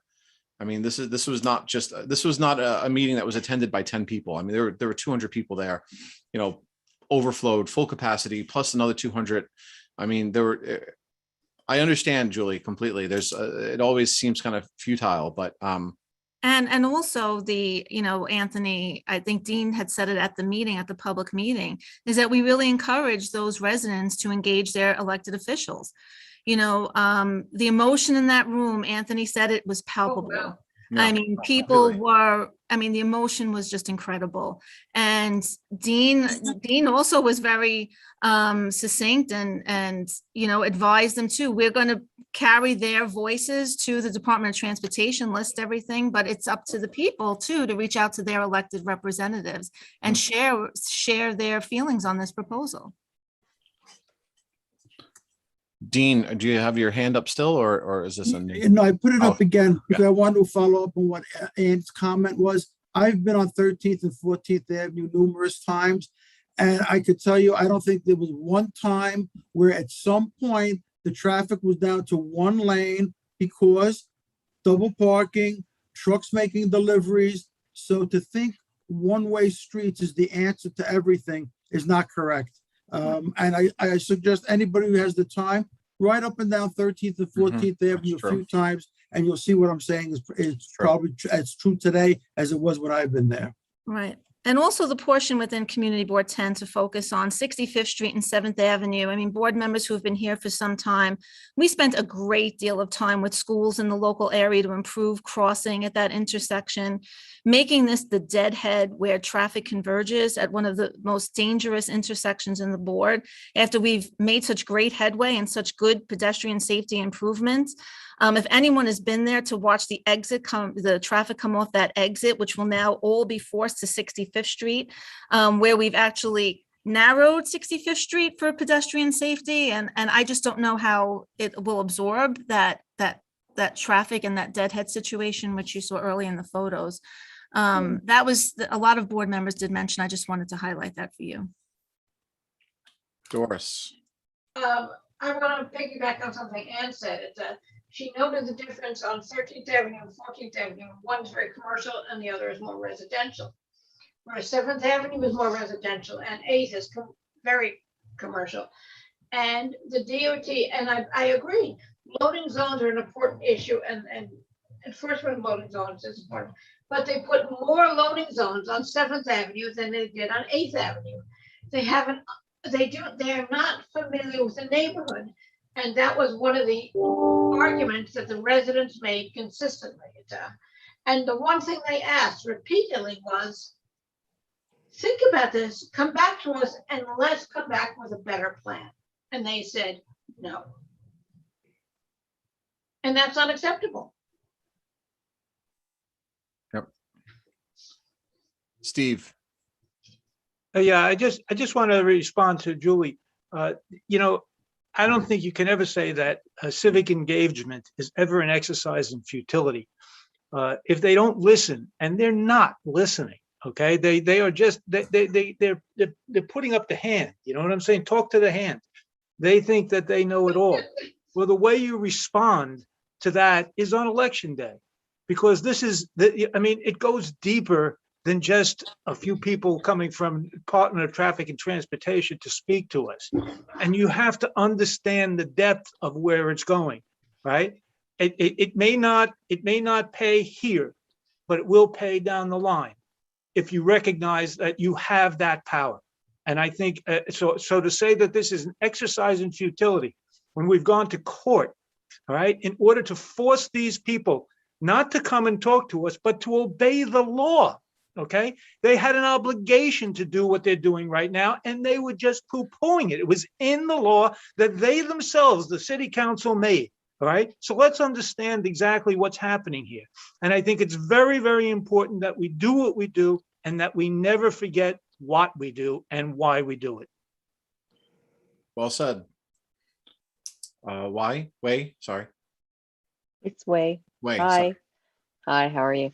So, thank you for the presentation. I think that was really well. I just wanted to understand, like, what was the main reason why the community over there opposed the one-way traffic for 7th and 8th Avenue? Because I mean, coming from that same culture, like, there's like tons of trucks and deliveries and people don't really obey the laws and the guidance there, and between like bikes and motorcycles and buses and delivery trucks, I mean, you're really splitting these avenues in half, and you're creating congestion. So what was the main reason why the community was opposed to these one-way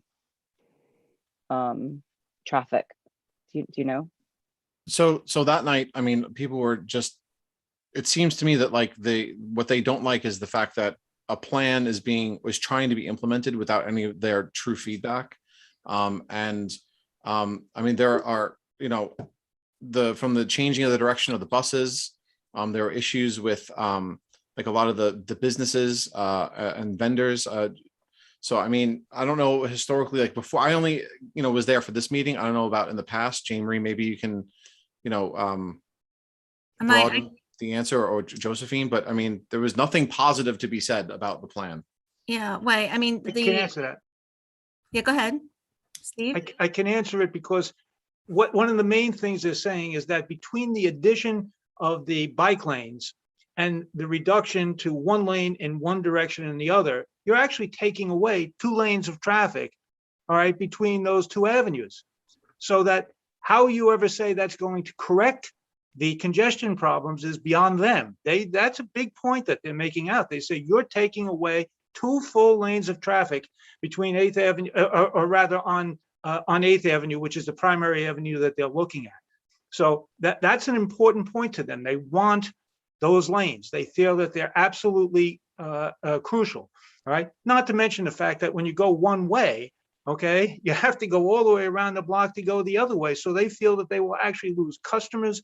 They will lose their sales base. They're very worried that this is going to have the same effect on them as happened in Flushing. Was it Flushing or? It was somewhere in Queens that they had mentioned. More in Queens, but I think that they, and so, I mean, I don't know if they're comparable. I didn't do anything in there, but you are taking away lanes of traffic. So how does that, and they're talking about putting in bike lanes that are going to be protected. What happens if a truck breaks down in the middle of that one lane that's going in one direction? It gets a little bit weird. I guess I don't understand, like, how does it, I mean, have we done a traffic study? How does it take away lanes when we're opening up the lanes for one-way traffic? So Right. that, Well, there's a big portion of this plan that limits it to one way on 8th Avenue, a 10-block stretch. Also, when you take away, when you put a protected bicycle lane, you take away part of that curb lane and you narrow the roadway some more. And then when you add truck loading and unloading zones, you prohibit parking to the curb in certain areas. And I have to tell you, with the amount of truck traffic volume, they're saying there's no way, and without enforcement, because enforcement, as we heard earlier, is a big problem. They said you're still going to have that same congestion. And with the roadway redesign for a 10-block, probably one of the busiest sections of the district, it will be one lane. but the way it is now with it going 2 ways, there's still double parking, right? Trucks are going, they're parking on both sides, right, for delivery That trucks. will happen, but that will happen anyway in the new one. Whatever is going to happen, if they're going to double park now, they're going to double park and triple park again. Right. And there's Right, been but if you change it to one lane, though, they're double park. I guess they're truck loading. I mean, I see what you're saying, because they're gonna truck load on both sides, left and right. Right. Okay. I mean, have we done an actual traffic study on this? We have not. Because 8th Avenue is very, very, I mean, it's not the same as 13th Avenue and 14th Avenue that we're talking about. I mean, 8th Avenue is like extremely congested. Have we done a proper study, a traffic study on that Well, avenue? residents have asked that from DOT. They also felt that an environmental study, a broader traffic study should have done to see the impact to the adjoining avenues, 6th Avenue, and we have a small portion of this, 9th Avenue, 10th Avenue, Fort Hamilton Parkway, how this impacts the exit ramp. DOT had initially showed us a diagram where that 7th Avenue traffic could turn right into Dyker Heights on 67th Street, but that's protected. You can't make that right turn. So we asked, there was no impact studies on traffic diversion, volumes. That was all asked for. And was how comprehensive was the traffic studies? We asked that question. We weren't provided those numbers yet. Josephine, I would just mention that DOT was also very clear that they felt that they were limited options in how to address the problem. So there wasn't any debate on that there were problems on the avenue or that there were dangers that had been described and exhibited, but that there were limited options. For example, they try to narrow the road sometimes when there is, for example, speeding. So if you're familiar with the area of 7th Avenue, by the highway over here in Bay Ridge, where a protected bike lane was put in, it narrowed the road where there had been speeding as an issue. This is not a location where speeding is an issue. This is not the problem, as Anthony mentions in his report. This is an issue with the volume of people, volume of traffic, and the number of cyclists. But for the same reasons that DOT felt that they were making these suggestions for the one-way conversion, the people who were in the audience who came to speak were speaking that these were the same reasons why they were against what they were proposing.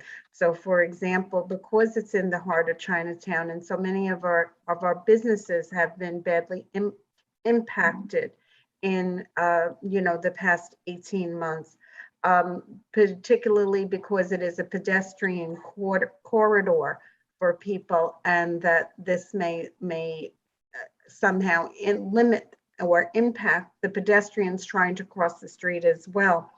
And these were some of the things that were brought up to us. So there was a narrow view of what they could present as well. And they were trying the one-way conversion. And I would mention to you again that, as I've said at other meetings, 9th Avenue between 62nd and 64th Street, they had done a one-way conversion by PS 69 and to help to eliminate it and the issues that we were having with two-way traffic over there. And what it did was it made that deadhead on 64th Street. And this is violated on a daily basis, and there is a lack of enforcement for it. So that was another thing that I was concerned about. Other residents had been concerned about as well. Thank you. Anthony, I see you still have more people who would like to share. Jill? I have a point to make. Okay. Okay. I after the meeting, I told Jessica she was lucky I didn't call her at 3 o'clock in the morning, because all of a sudden I thought they're going to make both 7th and 8th Avenue, for part of it, one lane. And they are both 7th Avenue will be bus routes. What happens when the Department of Sanitation has to pick up the garbage? Where will the buses go? 8th Avenue and 7th Avenue will come to a dead standstill. How will that improve the quality of life for anybody in that area? I'm done. Thank you, Jill. So I've been listening to Eric Adams, and he proposed something that I've been wondering about for years, about trucks. And I think that the delivery with trucks in our neighborhood throughout the city is an issue. And I heard him proposing the fact that trucks should be delivering at night. Now, I'm not sure what the implications are with businesses to have employees receiving deliveries at night, but it seems to me that it makes a lot of sense.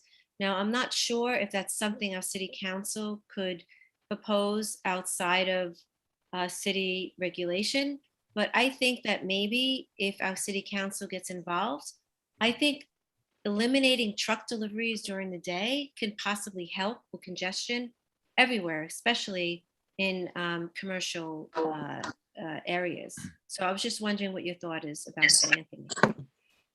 I mean, that sounds like a huge undertaking that, you know, could make a lot of sense. I can't imagine that would be something that we could accomplish right now. But I mean, yeah, I mean, moving forward, maybe. All right, I think we have one more, Anthony. Yeah, one more. Yeah, Barbara. Barbara? One of the items mentioned was widening the sidewalks, and the merchants were horrified because that would bring in peddlers. So this is a plan that pleases nobody. Okay, thank you. Dan. Just want to add, Jill, the nighttime truck delivery stuff. I'm mainly going to add like facts and data for this, but the nighttime delivery stuff, there was a project, I think under Bloomberg it started in downtown Brooklyn, where they set up nighttime deliveries only for certain businesses. That would definitely be an interesting thing to think about for Bay Ridge. I know one of the only problems was store owners kind of having to be at their business late at night in order to accept those deliveries. But there were talks about how to set up some kind of like secure area, or even sometimes giving delivery workers keys to the building if there were antechambers. A lot of stuff to go through, but it's definitely something that's been done. And I think it's been going on for at least a decade. So there must be data for us to plug in with that. And for one-way lanes generally for heavy traffic conditions like what we're seeing here, the main benefits are reducing points of conflict. So in a two-way street, if you just look at my hands, like there are so many different ways traffic in every single direction can go. A lot of them where pedestrians cannot see, even in a like very congested area. The sight lines are terrible. So there's a lot of danger to pedestrians, even if the car is not going very fast. And switching to one way is generally preferred in congested areas and not in fast areas, because one way can actually make things more deadly in not congested areas because cars end up going much faster on one-way roads. But in situations like this, it does serve to have a significant decrease in minor pedestrian injuries, maybe not fatalities because they're not going fast, but minor injuries are definitely improvement. And I know it does sound contradictory when you talk about single lanes going faster than multiple lanes. One of the reasons for that is in congested areas, one of the big reasons for slowdowns is cars merging back and forth across multiple lanes. Having that single route actually usually improves traffic flow significantly, usually through street stoplights. That's actually what slows cars down the most in cities are the stoplights, not actually the amount of lanes that you have, which is really interesting. There's a whole big science on like how to make those so that you can actually go fast. So usually they prefer one ways, especially in Manhattan for those reasons, is that it really simplifies the configuration of traffic lights. So just adding that in.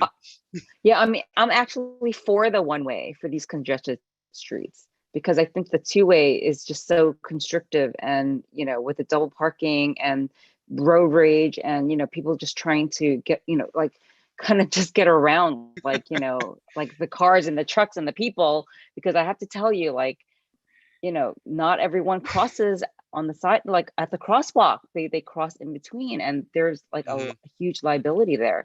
So I'm actually for the one way. And I thought, you know, that I'm just a little surprised why the community is against it. Yeah, you know, but I don't live there either. So it's, you know, I don't know. I can't speak for them. Dean. Dean? You're muted. Dean, you're muted. Talking to myself. I want to make 2 points. DOT on 2 previous occasions had said one-way streets will not work there. Now they say they have new tools in the toolbox. I'm not quite sure what that means, but they out and out rejected one-way streets for these avenues on 2 previous separate occasions. And to your comment about the trucks loading at night, Jill, I think the trucking industry will have a lot to say about that because most of the city, they get their deliveries the normal times, quote unquote. And drivers are only permitted to drive so many hours. So it sounds good and it may be good, but it'd be a very, very massive undertaking to coordinate that with the trucking industry. And I just want to add, Dean, and to Way's point, is that some of the opposition, there were some people who were supportive of one way, but narrowing the roadway to one lane and a big portion of it with a protected bike lane and not addressing the pedestrian congestion on the sidewalks, which they felt was the main reason why pedestrians are forced into the roadway, will not change with a one-way conversion. And that unless you change those pedestrian sidewalk issues, you will continue to have pedestrians in the walkway. So I just wanted to just make that clear, from the meeting that we were at. Jane, I'm sorry, Anthony. Back to you. That's I have okay. to remember, you're the chair. I know, that's okay. That's okay. So we have a motion on the floor. So we've had some discussion. So at this point, I guess we need Yep, I will put Call up, the question. we'll call the question. call to question. So if you're voting in favor, you're voting in favor of the motion to deny that was presented by the chair earlier with those 13 points. So I'm going to launch the poll. Wait, sorry, Josephine, can you just simplify that? If you're voting in favor, that means you're voting against the one-way conversion. If you're voting, right? Yeah, yes, it's like a reverse. Steve, jump in here because you were the one who We explained. do counterintuitive motions. It's, Yeah. the committee voted against it. So if you are supporting the vote against it, you're You are saying in yes. favor. Yes. So And I think I just got it if I'm backwards. voting for a one-way, what am I voting? Opposed or in favor? If you're opposed, You're then you're opposed, opposed. so you're Okay, opposing the okay. motion. Okay, got it. Joe? The poll's not Favor coming. means Joe. opposed, right? Polls down. I'm sorry, I'm confused. If you're voting in favor, you're voting to support the committee's motion in opposition of the presentation as proposed by DOT. Okay, thank you. Can we put up the poll? Yeah, the poll is up, Steve. Mine is up. Steve, how are you don't see- voting? I don't see it. Okay, I'm sorry. Well, then tell me how you vote. You Me vote. neither. Mine is up. It's on my screen. I don't know why. Oh, it went away. It went away.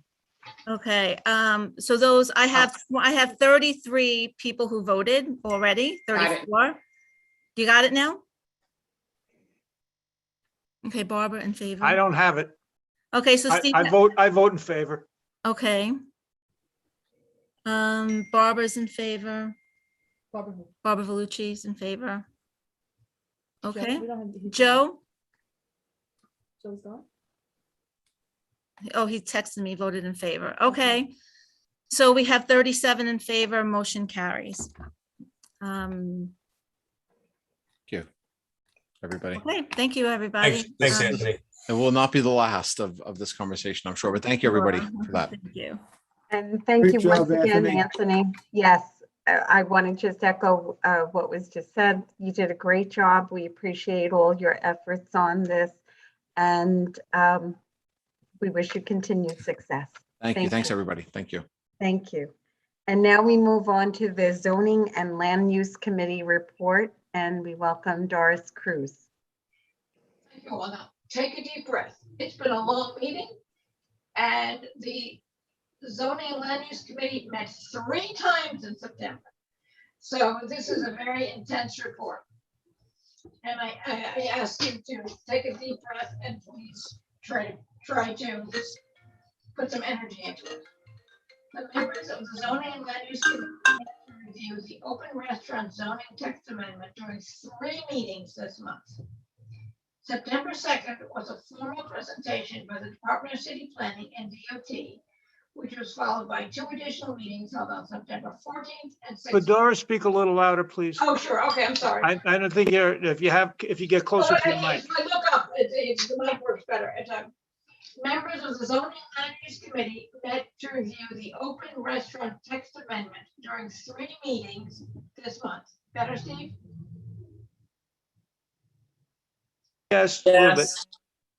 And, the September 2nd meeting was a formal presentation by the Department of City Planning and the Department of Transportation, which was followed by 2 additional meetings held on September 14th and September 16th. The Department of City Planning presenters stated that they needed to get the zoning amendment out of the way to clear the path for a new DOT permanent open restaurants program. A representative from DOT was in attendance to be on hand to answer questions and to explain the current concepts for the basic parameters of that program. Doris, could you come closer to the mic, please? Okay. Currently, there are many sections within the zoning resolution that address and define where sidewalk cafes, both enclosed and unenclosed, can operate. And the process is overseen by the Department of Consumer Affairs. This proposal by the Department of City Planning seeks to remove those sections and reassigns jurisdiction to the Department of Transportation. Most sidewalks cafe currently fall within what is known as commercial overlays found within residential districts. Commercial overlays are mapped within residential districts to serve and protect the community. Typical retail uses include neighborhood grocery stores, restaurants, and beauty parlors. Most buildings in our district within the commercial overlay typically have a commercial use limited to 1 or 2 floors and must always be located below residential use, creating a balance between the quality of life of residents and the prospering of commercial establishments, which provide their much needed services is and should remain the goal. This is why the current zoning text amendment includes requirements for sidewalk clearance, distances between cafes, prohibited music and amplified sound, and other protections. The new proposed action removes the definition of enclosed, unenclosed, or small sidewalk cafes, thus eliminating limitations on size and design and location. It eliminates the regulations on where certain sidewalk cafes are not permitted, including locational criteria on elevated subway lines or areas within Community Board 10 along 86th Street from 3rd Avenue to the Kiwanis Expressway. The clear path requirement around the corners, currently 8 feet on the corners on our commercial corridors, and the 40 feet minimum distance between sidewalk cafes, physical criteria for enclosed sidewalk cafes. It removes the structural requirements for sidewalk cafes and the prohibition of music and noise amplification. It adds outdoor table service areas in roadways and against restaurant facades within most zoning districts, meaning all requirements set forth,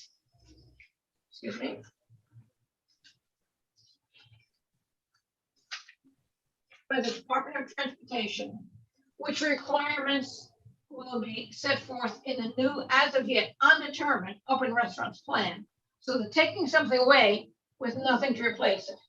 It prohibits enclosed sidewalk cafes, which will no longer be permitted, but existing enclosed sidewalk cafes will be grandfathered. The new regulations do not include community board review for dining areas under the anticipated open restaurants plan. In the Department of City Planning's meeting, which some of us viewed, the Department of City Plan stated that no geography is off limits, which means they can be anywhere.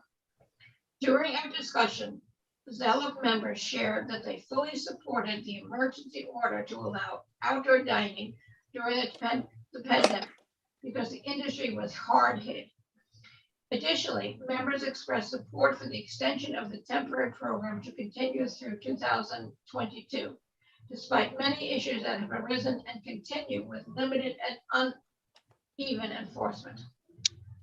However, it was the overwhelming opinion of the committee that the rush to adopt sweeping changes to the zoning resolution to certify this application over the summer without proper public review and prior to having a permanent program in place is unacceptable.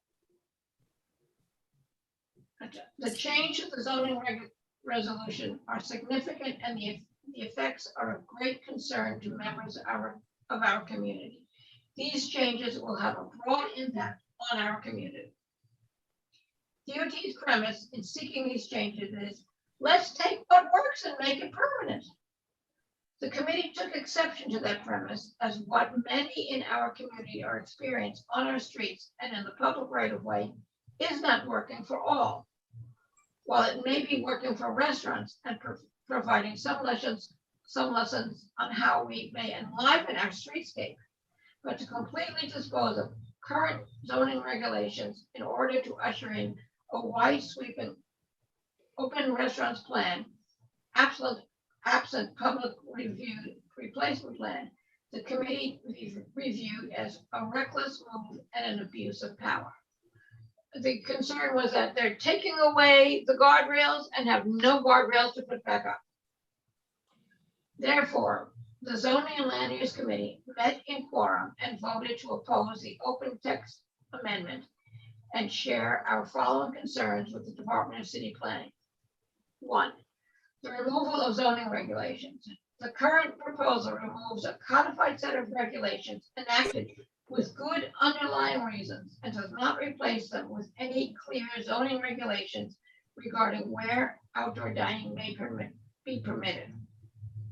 Removal of clear path requirements will impact the retail landscape, especially with multiple cafes, when multiple cafes are located on one block. The post-COVID world will experience more congestion, pedestrian and vehicular. Sidewalks and roadways are in many areas impassable. ADA requirements are outlined for sidewalk and roadway cafes, but no language addresses the restaurant's obligation to the disabled who are passing by and may not be able to navigate through narrow obstructed passages. Sidewalk clearance and permitted obstructions are not clearly defined. Currently, electrical wires for lighting and heat both run affixed to the sidewalk and overhead. The pedestrian traffic in Community Ward 10 brings vitality to our commercial corridors. Pedestrian traffic will be negatively impacted by this proposal. The removal of community review. Removal of outdoor cafe restrictions within the context of zoning resolutions removes the location of outdoor dining from the requirements of community reviews. Communities will have no say in the placement of any outdoor dining establishments under this proposal. Roadway or curbside cafes will not be subject to public review. We are giving up public space for private use. It favors restaurants over other retail businesses, residential uses, and all other uses and concerns. It disregards practical concerns of roadway and sidewalk use. It provides restaurants use of public roadways paid for by the public. There is no transparency requiring the fees for permits or applications. But there's even no guarantee that there will be fees for this space. Removal of current zoning and replacement with virtually no zoning restrictions on sidewalk, roadway, cafes may lead to unintended, unpermitted vendors setting up outdoor stalls and pickup drive-through locations at roadway cafes. Major concerns and lack of input from other agencies. The removal of the Department of Buildings from structural review will result in a lack of participation by any engineering or architectural design professionals in the review of the construction of street structures in the city. which the city wants to be removable, yet strong enough to withstand natural occurrences, snow, rain, wind, yada, yada, yada. And highly likely vehicular impact hazards, all point to significant risk and likely disaster. They can put stuff up, but there are no regulations or guidelines or reviews of how structurally sound they will be. Clear path requirements are not clear. Clear path. Again, the committee had strong concerns that sidewalks would not be passable. Electrical wires for lighting, heating, and entertainment would be obstructions for wheelchair users and walker users and for families with strollers and toddlers. Quality of life and environmental concerns for non-restaurant public. The impact of this and future proposals to the residential quality of life cannot be understated or underestimated. Opposition to this zoning text amendment was based on so many objections and for so many reasons, including long-standing street and roadway safety concepts, guidelines. Noise complaints. Noise complaints from eating and dining establishments have increased more than 500% in Community Board 10. CB10 is a residential district with commercial overlays.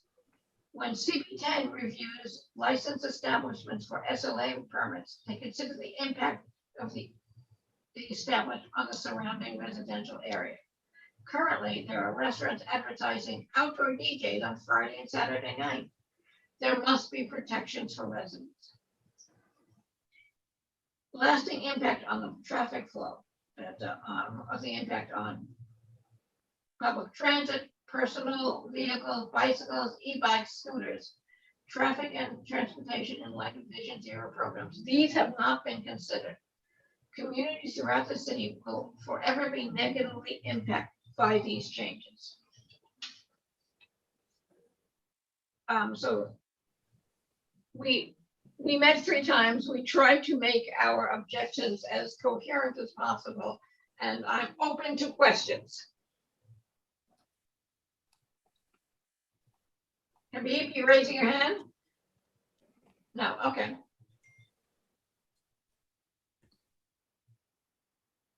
So the Motion, had a second? The committee unanimously voted to reject this proposal. Barbara, I see you. Barbara Vellucci? I got it. I'm just, totally frustrated by this because you experience the same enforcement issues that I have. And when you're speaking about like the restaurants, I'm not going to name the restaurant, but it's in the 60s and 11th Avenue. They had the street structure, they had the sidewalk structure. There wasn't even 1 foot of space to walk because they also had the tree with the wrought iron fence around the tree. And, I spoke to Josephine, and basically there was no enforcement during COVID, and then there was no enforcement. So I'm extremely frustrated by this, and, I thank you for your work. Jana? Still there is no enforcement. Still no enforcement. No, there is none. Yeah, half of these shacks are halfway done, broken, pieces on the floor. There is no enforcement. Jana? Hi, everyone. So they're basically want to make these outdoor settings more permanent, correct? So our vote is to restrict them because I live on 86 between 3rd and 4th. And so I have the 3rd and I have the 4th, and on that corner where the subway is, there's that restaurant. And like, you can't, if you were in a wheelchair, you probably could not pass by, like you barely can walk by. Yeah. So I'm wondering like if we're going to also kind of push for restrictions and like more enforcement, because it is getting out of hand because more people keep adding to it. It's not going to go away. Well, that was the concern that Yeah, we no, had. The zoning resolution lists clear path restrictions, and that's all going in this proposal. And we did hear that from the disabled community and various other people. Walkers. Right. So. And one of our committee members said, has anybody taken the 5th Avenue bus and know what it's like to try to get along 5th Avenue? Iris?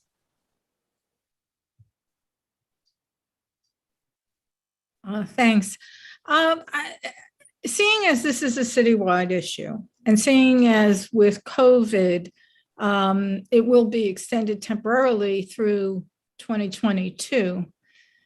It seems to me that, I don't know, like at a borough board or borough-wide level, that this issue is taken up, and an environmental impact statement, studies that can be done between now and then to really look at this in a much larger way, because this will affect communities throughout the city.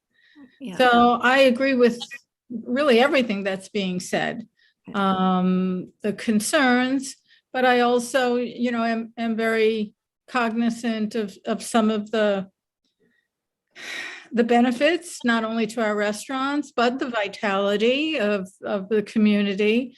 And I just think it's something that really does need to be studied. And then if extended in some shape or form, that it does have very clear parameters, and that it is managed well.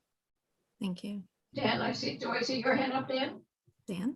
Yeah, thank you so much, Doris. The work that your committee does is astounding every day, especially seeing the emails come in that we have revised the meetings yet again for you to hold yet another meeting.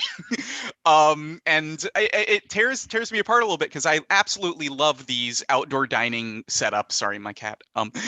I love these outdoor dining setups. I think that they've been amazing for my mental well-being, and just as an urban planner aficionado, I love seeing our street spaces become so much more vibrant. But also with a family member who is wheelchair bound, just the frustration of going through these on a day-to-day basis is absolutely astounding, as the one pushing that wheelchair. And I was just wondering if there was any consideration, and I'm sure there was, by the committee for an acceptance with conditions, or if we felt that this had gone so far that an outright rejection was the only way to go. Well, because all the text amendment does say is we are taking away any current regulations that we have, and we'll let you know, and after you vote on it, we'll let you know what the new regulations are. There wasn't anything in there that was Absolutely not. apt to say yes. I would just like to add, there are discussions that there are uses of this. This has created a dialogue about uses of our streets and how they can be used. But there are discussions that are shared uses and not commercial uses. This proposal is giving away our street space, and we don't know what they're giving it away for and with what conditions. And I think that is the biggest concern. Thank you. Steve? Yeah, Dan, I heard what you said. It was interesting because you asked, did it go too far? And the truth of the matter is it didn't go far enough. Exactly. Because we don't know what we're voting on. I mean, they're basically saying we're going to put shacks on the sidewalk and in the street. Okay. And that's what we're going to do. And they're not telling us what the parameters are. They're not telling us what the regulations would be. They're not telling who's going to enforce it. They're not telling us whether you can have, how big the chairs can be. These are things that are right now with our sidewalk cafes are all very well done. All right. And they're all, the parameters are there. But this is like, here, you guys can go out here, and the Department of Transportation is the one that's going to be in charge, but they don't even know what they're going to be in charge of. They don't know what they're going to be able to force, what means. I mean, it's almost bizarre. They don't have a concept, okay? They don't really have a concept yet. So they're asking us to vote on the rules on something for which there is no concept. And the odd part is, I think that our community has always been really very accepting of sidewalk cafes. I think they're wonderful, but they also. Shut one down. Pardon me? We have never rejected one sidewalk cafe. Right, never rejected one. All right, but what we've always been very careful of is to make sure that they're as least disruptive as they can be, and that seems to me to be a very fair thing. I actually think that what they're doing right now, not what they're doing right now, I think what they've approved in the past I mean, could that be expanded a little bit, something like that? Sure. But this is ridiculous. Again, you saying it's go too far? It didn't go far enough yet in what it's saying and what we're going to vote on. We have no idea what we're voting on. This is like voting on something that's out there in the ocean, and you're saying, okay, I'll vote on that, but I can't see over the horizon. It's ridiculous. That's awesome. One thing that is just coming to the top of my head, and this is not relevant to the vote that is on the table, but one thing that might be really interesting to start a larger discussion about what public space really means in Bay Ridge, especially in relation to our public spaces, is I know one of the few powers that a community board has that has very rarely been used is to enact a 197A plan, which is where the community board actually gets together and comes up with a planning document that they themselves create on their own. That then after review, et cetera, becomes essentially a guiding force for the city planning department. That Williamsburg did it for its rezonings, I think in the early 1990s. It is very rare, a mechanism very, very rarely used and not to be undertaken lightly. But I would love to see maybe if this is something that we consider as like a neighborhood-wide issue on a scale that maybe some of the other things that we haven't encountered on the board before, but both of these commercial corridors, it's a very massive issue. Might be interesting to take a look at 197A, although I am loath to give Doris more work. I think we did it. I have to go back and look. I have two people, I have Diane Bernardus and then Judy Romaldi. Good idea. It just seems like there's a common thread here. You know, that this resolution or this proposal, we don't know what we're voting on. And it's similar to what DOT is, you know, it's like there's an underlying theme that's going on, and we just have to, they're just asking us to think blindly about all this and letting it be to the powers who be in the city to make these you know, these changes. And I'm bothered by it. I'm really bothered by it, that they're not allowing the community to really be heard and understood and appreciated. And so I just wanted to share that. Thank you. That's clearly a common theme. Judy. I support the denial because what we've always had is sidewalk cafes, and sidewalk cafes are well regulated, defined. But these aren't sidewalk cafes, these are street cafes. They've taken the street and the sidewalk. So I just think it's overkill, overreach. It was for a very specific purpose to help those restaurants survive during COVID, but it cannot be a permanent solution, not without great study and consideration. So I love Dan's idea and I'm willing to work on that. But because I like the vibrancy, but it's overkill. One or two cafes, but not the whole street. You know, there's no regulations, and it's not a sidewalk cafe anymore. It's a street cafe, and that's wrong. Right.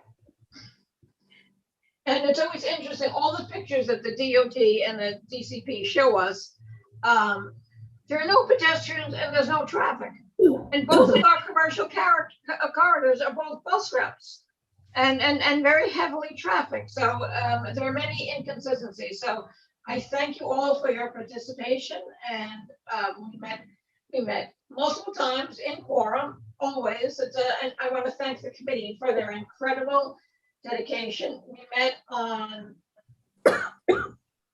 Tuesday the 14th, and we put together a quick proposal, and I asked people for their comments, and everybody did their homework and we got lots of input. This was one of the most collaborative efforts I have worked on. So thank you all to the committee. So we have a motion on the table to reject the open restaurants text amendment. So if you do not support, okay, somebody else explain this. So if you vote in favor, you are rejecting this proposal Thank you, Josephine. as motioned by the committee.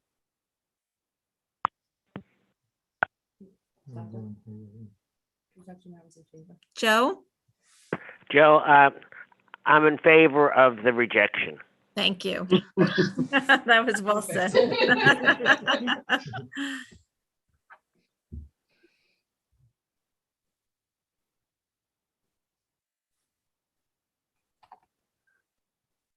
lost everything now.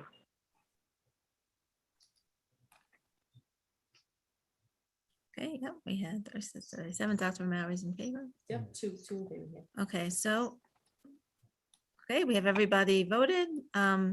So motion carries 37 in favor with 3 opposed. Thank you, everyone. Thank you all. And zoning and land use committee, I loved working with you in September, and I hope I don't have to see you for a while.